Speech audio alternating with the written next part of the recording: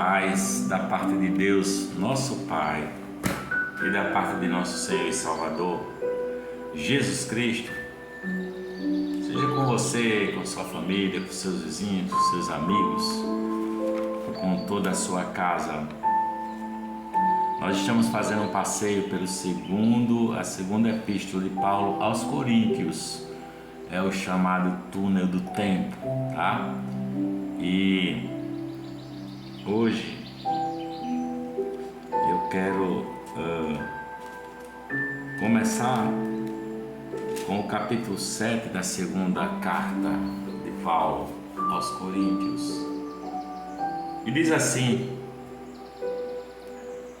Ora, amados, pois que temos tais promessas, purifiquemo-nos de toda imundícia da carne e do espírito, aperfeiçoando a santificação no temor de Deus.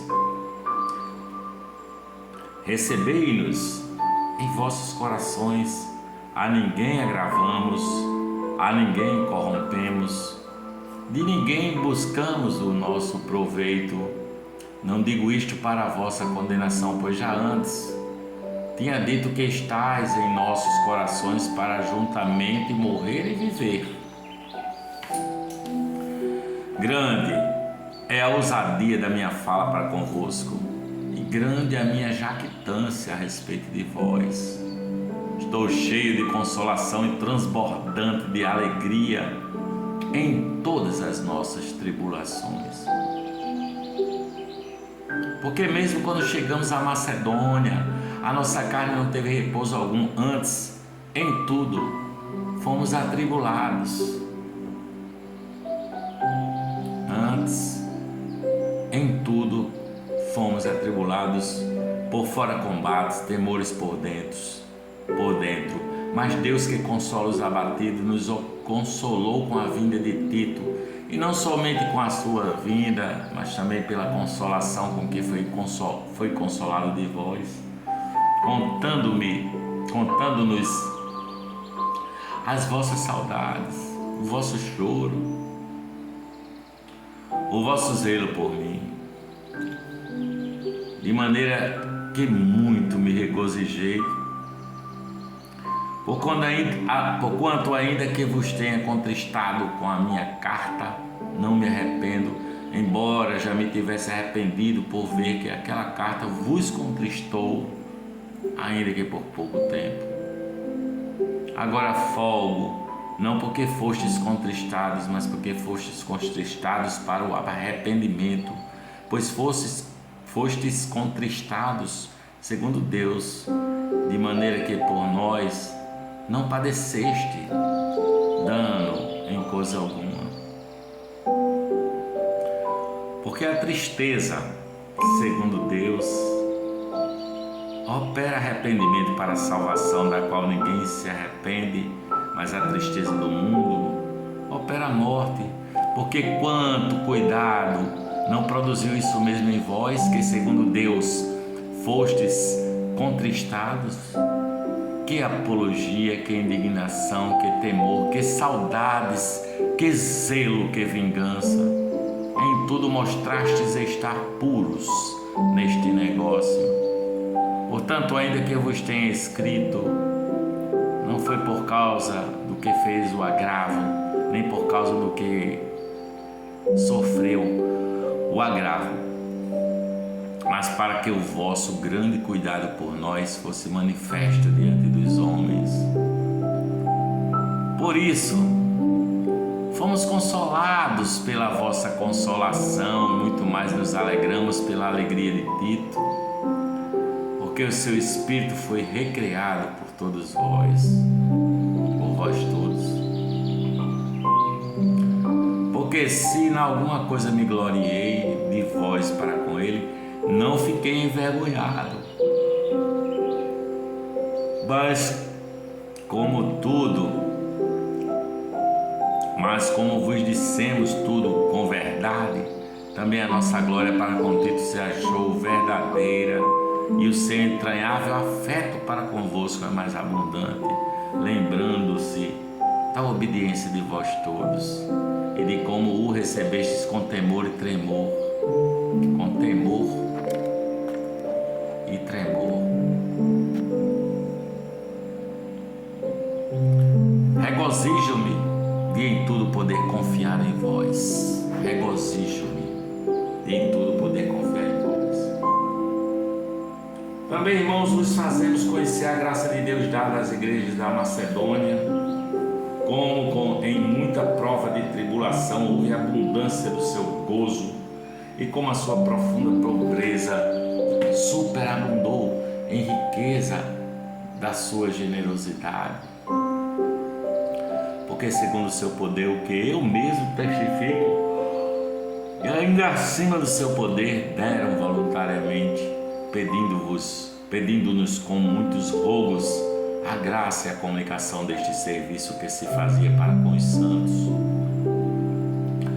E não somente fizeram como nós esperávamos, mas também a si mesmos se deram primeiramente ao Senhor e depois a nós, pela vontade de Deus, de maneira que exortamos a Tito que, assim como antes tinha começado, assim também acabe esta graça entre vós. Portanto, assim como eu em tudo sois abundantes na fé e na palavra e na ciência e em toda diligência em vosso amor para conosco, assim também abundeis nesta graça. Abundeis nesta graça.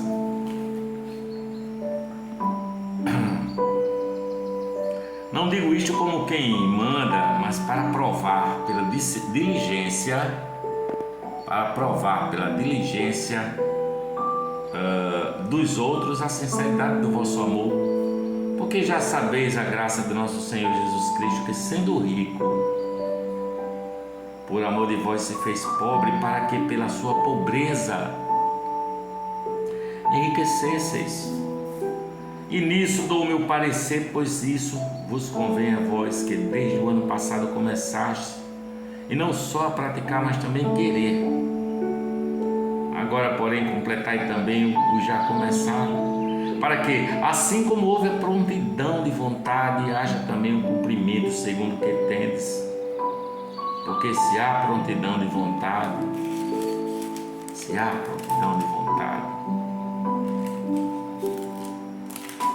será aceita segundo o que qualquer tem e não segundo o que não tem. Mas não digo isto para que os outros tenham alívio e vós opressão, mas para a igualdade neste tempo presente. A vossa abundância supra a falta dos outros, para que também a sua abundância supra a vossa falta e haja igualdade. Como está escrito, o que muito colheu não teve de mais, o que pouco não teve de menos, mas graças a Deus que pôs a mesma solicitude por vós no coração de Tito. Pois ele aceitou a exortação e muito diligentemente partiu voluntariamente para vós, e com ele enviamos aquele irmão cujo louvor no Evangelho está espalhado em todas as igrejas. E não só isso, mas foi também escolhido pelas igrejas para companheiro da nossa viagem, nessa graça que por nós é ministrada para a glória do mesmo Senhor e prontidão do vosso ânimo. Evitando isto, que alguém vos vitupere por essa abundância que por nós é ministrada, pois zelamos o que é honesto não só diante do Senhor, mas também diante dos homens. Com eles enviamos também outro nosso irmão, o qual muitas vezes e em muitas coisas já experimentamos ser diligente, e agora muito mais diligente ainda pela muita confiança que em vós tem. Quanto a Tito, é meu companheiro cooperador para convosco. Quanto a nossos irmãos, são embaixadores das igrejas e glória de Cristo. Portanto, mostrai para com eles, perante a face das igrejas, a prova do vosso amor e da nossa glória acerca de vós. Quanto à administração que se faz a favor dos santos, não necessito escrever-vos, porque bem sei a prontidão do vosso ânimo, da qual me glorio de vós para com os macedônios. que a Acaia está pronta desde o ano passado, e o vosso zelo tem estimulado muitos, mas enviei estes irmãos para que a nossa glória acerca de vós não seja vã nessa parte, para que, como já disse, possais estar prontos, a fim de que, se acaso os macedônios vierem comigo e vos acharem desapercebidos, não nos envergonharmos nós, para não dizermos vós, neste firme fundamento de glória. Portanto, tive por coisa necessária exortar esses irmãos para que primeiro fossem ter convosco e preparassem de antemão a vossa bênção já antes anunciada, para que esteja pronta como bênção e não como avareza. E digo isto, que o que semeia pouco ceifará, e o que semeia com abundância, em abundância também ceifará. Cada um contribua segundo propõe no seu coração, não com tristeza ou por necessidade, porque Deus ama ao que dá com alegria. E Deus é poderoso para tornar abundante em vós toda a graça, a fim de que, tendo sempre em tudo toda a suficiência, superabundeis em toda boa obra, conforme está escrito: espalhou, deu aos pobres, a sua justiça permanece para sempre. Sua justiça permanece para sempre. Ora, aquele que dá semente ao que semeia e pão para comer também multiplicará a vossa sementeira e aumentará os frutos da vossa justiça, para que em tudo enriqueçais para toda beneficência, a qual faz com que por nós se deem graças a Deus, porque a administração desse serviço não só supre as necessidades dos santos, mas também redunda em muitas graças que se dão a Deus, visto como na prova desta administração glorificam a Deus pela submissão que confessais quanto ao Evangelho de Cristo e pela liberalidade de vossos dons para com eles e para com todos, e pela sua oração por vós, tendo de vós saudades por causa da excelente graça de Deus que em vós há. Graças a Deus, pois, pelo seu dom inefável.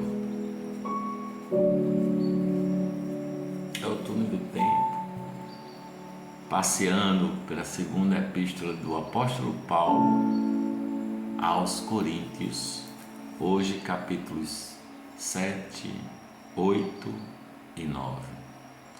Que a paz de Deus esteja no seu coração e a graça do Senhor traga consolação com o Espírito Santo, o nosso conselheiro que Jesus mandou para habitar em nós.